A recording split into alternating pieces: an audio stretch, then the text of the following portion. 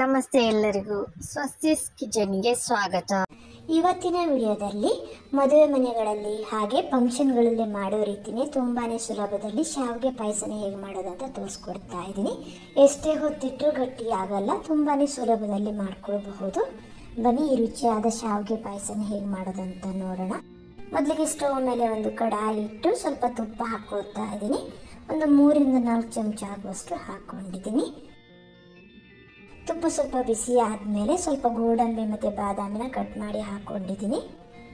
ಸ್ವಲ್ಪ ಇದನ್ನು ಕೆಂಪಗಾಗೋ ತನಕ ಹುರ್ಕೊಳ್ಳಿ. ಗ್ಯಾಸ್ನ ಕಡಿಮೆ ಉರಿಯಲ್ಲಿ ಇಟ್ಕೊಂಡು ಸ್ವಲ್ಪ ಕೆಂಪಗಾಗೋ ತನಕ ಹುರ್ಕೊಂಡು ನಂತರ ಇದಕ್ಕೆ ಸ್ವಲ್ಪ ಒಣ ದ್ರಾಕ್ಷಿನ ಹಾಕ್ಕೊಳ್ತಾ ಇದ್ದೀನಿ.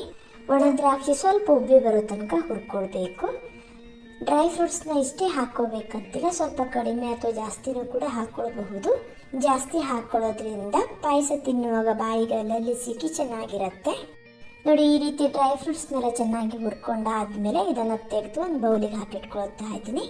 ನಂತರ ಇದೇ ತುಪ್ಪಕ್ಕೆ ಶಾವಿಗೆನ ಹಾಕ್ಕೊಳ್ಬೇಕು. ನಾನಿಲ್ಲಿ 1.5 ಕಪ್ ಆಗುವಷ್ಟು ಶಾವಿಗೆನ ಹಾಕ್ಕೊಳ್ತಾ ಇದ್ದೀನಿ.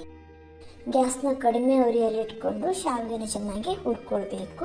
ಇನ್ನು ಸ್ವಲ್ಪ ತುಪ್ಪ ಬೇಕಿದ್ರೆ ಹಾಕ್ಕೊಂಡು ಶಾವಿಗೆನ ಚೆನ್ನಾಗಿ ಹುರ್ಕೊಳ್ಳಿ. ರೋಸ್ಟ್ ಆಗಿರೋ ಶಾವಿಗೆನ ತಗೊಂಡ್ರೆ ಜಾಸ್ತಿ ಹುರ್ಕೋಬೇಕಂತಿಲ್ಲ, ಸ್ವಲ್ಪ ಹುರ್ಕೊಂಡ್ರೆ ಸಾಕಾಗತ್ತೆ. ನೋಡಿ, ಈ ರೀತಿ ಸ್ವಲ್ಪ ಕೆಂಪಗಾಗಿ ಅಂದರೆ ಬಿಸ್ಕೆಟ್ ಕಲರ್ ಬರೋ ತನಕ ಇದನ್ನು ಹುರ್ಕೊಂಡು ನಂತರ ಇದಕ್ಕೆ ನೀರು ಹಾಕಿ ಬೇಯಿಸ್ಕೊಳ್ಬೇಕು. 2 ಕಪ್ ಆಗುವಷ್ಟು ಅಂದರೆ ಅರ್ಧ ಲೀಟರ್ ಆಗುವಷ್ಟು ನೀರನ್ನು ಕುದಿಸಿ ಹಾಕ್ಕೊಂಡಿದ್ದೀನಿ. ತಣ್ಣೀರು ಹಾಕ್ಕೊಳ್ಳಿಕ್ಕೆ ಹೋಗಬೇಡಿ. ನೋಡಿ, ಈ ರೀತಿ ಕುದಿಯೋ ನೀರನ್ನೇ ಹಾಕ್ಕೊಳ್ಬೇಕು.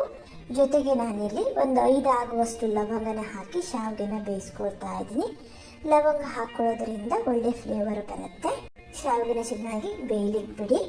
ಶಾವಿಗೆನ ತುಂಬ ಹೊತ್ತೇನು ಬೇಯಿಸ್ಕೋಬೇಕಂತಿಲ್ಲ, ಬೇಗ ಬೇಯತ್ತೆ. ಒಂದು 3-4 ನಿಮಿಷ ಬೇಯಿಸ್ಕೊಂಡ್ರೆ ಸಾಕು. ಬೆಂದಿದೆ ಇಲ್ಲ ಅಂತ ಚೆಕ್ ಮಾಡಲಿಕ್ಕೆ 1 ಅಥವಾ 2 ಶಾವಿಗೆನ ನೋಡಿ ಈ ರೀತಿ ಬೆರಳಿಂದ ಕಟ್ ಮಾಡಿ ನೋಡಿ. ಇದು ಈಸಿಯಾಗಿ ಕಟ್ ಆಗ್ತಾ ಇದೆ ಅಂದರೆ ಶಾವಿಗೆ ಬೆಂದಿದೆ ಅಂತ. ಈ ರೀತಿ ಶಾವಿಗೆನ ಬೇಯಿಸ್ಕೊಂಡು ನಂತರ ಇದಕ್ಕೆ ಹಾಲು ಸೇರಿಸ್ಕೊಳ್ತಾ ಇದ್ದೀನಿ. ನಾನಿಲ್ಲಿ 1 ಲೀಟರ್ ಆಗುವಷ್ಟು ಕಾಯಿಸಿ ಆರಿಸಿದ ಹಾಲನ್ನು ಹಾಕ್ಕೊಳ್ತಾ ಇದ್ದೀನಿ. ಹಾಲು ಹಾಕಿ ಚೆನ್ನಾಗಿ ಇದನ್ನು ಮಿಕ್ಸ್ ಮಾಡಿಕೊಂಡು ಕುದಿಲಿಕ್ಕೆ ಬಿಡಿ. ಶಾವಿಗೆ ಪಾಯಸ ಬೇಗ ಗಟ್ಟಿಯಾಗೋದ್ರಿಂದ ಹಾಲು ಸ್ವಲ್ಪ ಜಾಸ್ತಿ ಹಾಕಿ ನೋಡಿ ಈ ರೀತಿ ಸ್ವಲ್ಪ ತೆಳ್ಳಗೆ ಮಾಡ್ಕೊಳ್ಬೇಕು. ಪಾಯಸ ಜಾಸ್ತಿ ಹೊತ್ತು ಕುದಿಸ್ತಾ ಹೋದ ಹಾಗೆ ಗಟ್ಟಿ ಆಗ್ತಾ ಹೋಗುತ್ತೆ. ಹಾಲು ಹಾಕಿ ನೀಟಾಗಿ ಇದನ್ನು ಮಿಕ್ಸ್ ಮಾಡಿಕೊಂಡು ಕುದಿಲಿಕ್ಕೆ ಬಿಡೋಣ. ಶಾವಿಗೆ ಹಾಲಿನ ಜೊತೆ ಸ್ವಲ್ಪ ಹೊತ್ತು ಚೆನ್ನಾಗಿ ಬೇಯಬೇಕು.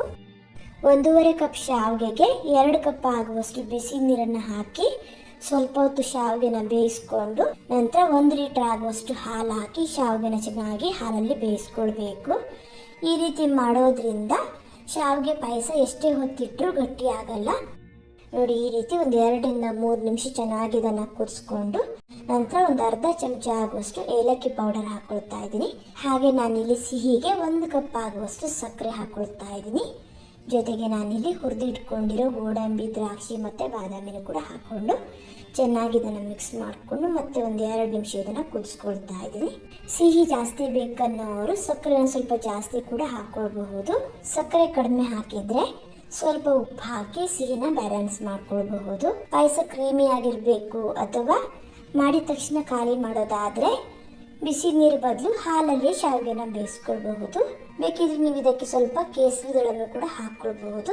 ನೋಡಿ, ಪಾಯಸ ಈ ರೀತಿ ತೆಳ್ಳಗೆ ಇರಬೇಕು. ತಣ್ಣದ ಮೇಲೆ ಇನ್ನು ಸ್ವಲ್ಪ ಗಟ್ಟಿ ಆಗತ್ತೆ. ಶಾವಿಗೆನ ಮೆತ್ತಗಾಗೋ ತನಕ ತುಂಬ ಹೊತ್ತು ಬೇಯಿಸ್ಕೊಂಡ್ರೆ ಪಾಯಸ ಗಟ್ಟಿ ಆಗಿಬಿಡತ್ತೆ. ನೋಡಿ, ಈ ರೀತಿ ಬೇಯಿಸ್ಕೊಂಡ್ರೆ ಪಾಯಸ ಪರ್ಫೆಕ್ಟ್ ಆಗಿ ಬರುತ್ತೆ.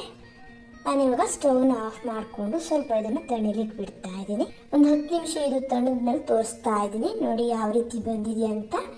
ಈ ರೀತಿ ತುಂಬಾ ಸುಲಭದಲ್ಲಿ ಮದುವೆ ಮನೆಗಳಲ್ಲಿ ಹಾಗೆ ಫಂಕ್ಷನ್ಗಳಲ್ಲಿ ಮಾಡೋ ರೀತಿ ಎಷ್ಟೇ ಹೊತ್ತಿಟ್ಟರೂ ಗಟ್ಟಿ ಆಗದಿರೋ ಹಾಗೆ ನಾವು ಶಾವಿಗೆ ಪಾಯಸನ ಮಾಡ್ಕೊಳ್ಬಹುದು. ಪೂರ್ತಿಯಾಗಿ ತಣ್ಣದ ಮೇಲೆ ಇನ್ನು ಸ್ವಲ್ಪ ಇದು ಗಟ್ಟಿ ಆಗುತ್ತೆ, ತುಂಬ ಏನಲ್ಲ. ನಾನಿವಾಗ ಸರ್ವ್ ಮಾಡಿ ತೋರಿಸ್ತಾ ಇದ್ದೀನಿ. ನೋಡಿ ಪಾಯಸ ಎಷ್ಟು ಚೆನ್ನಾಗಿ ಬಂದಿದೆ ಅಂತ. ಸಾಮಾನ್ಯವಾಗಿ ಶಾವಿಗೆ ಪಾಯಸ ಎಲ್ರಿಗೂ ಇಷ್ಟ ಆಗೇ ಆಗುತ್ತೆ. ಈ ರೀತಿ ನಾವು ತುಂಬಾನೇ ಸುಲಭದಲ್ಲಿ ಒಂದು 10-15 ನಿಮಿಷದಲ್ಲಿ ಶಾವಿಗೆ ಪಾಯಸನ ಮಾಡ್ಕೊಳ್ಬಹುದು. ಟೇಸ್ಟು ಕೂಡ ಅಷ್ಟೇ ತುಂಬಾನೇ ಚೆನ್ನಾಗಿರುತ್ತೆ. ಎಷ್ಟೇ ಹೊತ್ತಿಟ್ಟರೂ ಗಟ್ಟಿ ಆಗಲ್ಲ. ನಿಮ್ಗೇನಾದರೂ ಇವತ್ತಿನ ವಿಡಿಯೋ ಇಷ್ಟ ಆದರೆ ಲೈಕ್, ಶೇರ್, ಕಮೆಂಟ್ ಮಾಡೋದನ್ನು ಮರಿಬೇಡಿ. ಮತ್ತೆ ಸಿಗ್ತಾನೆ ಹೊಸ ವಿಡಿಯೋ ಅಂದರೆ ಧನ್ಯವಾದಗಳು.